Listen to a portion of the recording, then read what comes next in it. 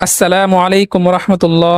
মুসলিম ভাই বোনদের উদ্দেশ্যে আমার আজকের প্রশ্নোত্তর। প্রথম প্রশ্ন, আজও পৃথিবীর বুকে এমন একজন মানব বেঁচে আছেন যিনি হযরত মূসা আলাইহি ওয়াসসালামের সমকালীন ব্যক্তি, অর্থাৎ হাজার হাজার বছর পরও তিনি আজও পৃথিবীতে জীবিত রয়েছেন এবং তিনি কিয়ামত পর্যন্ত জীবিত থাকবেন। বলুন তো তিনি কে?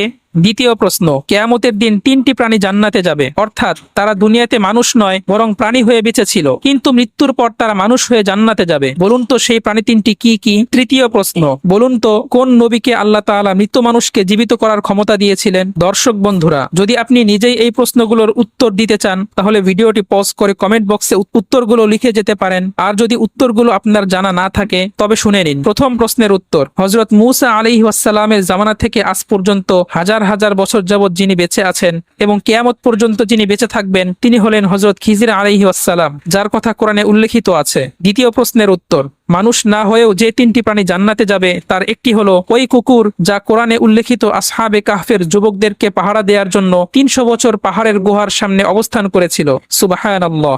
দ্বিতীয় প্রাণীটি হলো ওই দুম্বা যা ইসমাইল আলাইহিস সালামের পরিবর্তে জবাই করার জন্য জান্নাত থেকে পাঠানো হয়েছিল ইব্রাহিম আলাইহিস সালামের কাছে। তৃতীয় প্রাণীটি হলো ওই উটনি যা হযরত সালেহ আলাইহিস সালামের মুআজিজা স্বরূপ পাহাড় থেকে নির্গত হয়েছিল আল্লাহ তাআলার আদেশে। সুবহানাল্লাহ। তৃতীয় প্রশ্নের উত্তর, হযরত ঈসা আলাইহিস সালামই হলেন সেই নবী যাকে আল্লাহ মৃত ব্যক্তিকে জীবিত করার ক্ষমতা দান করেছিলেন। সুবহানাল্লাহ। ঠিক আছে বন্ধুরা, আজকের ভিডিওটি এ পর্যন্তই। ভিডিওটি ভালো লাগলে চ্যানেলটি সাবস্ক্রাইব করুন। ধন্যবাদ সবাইকে।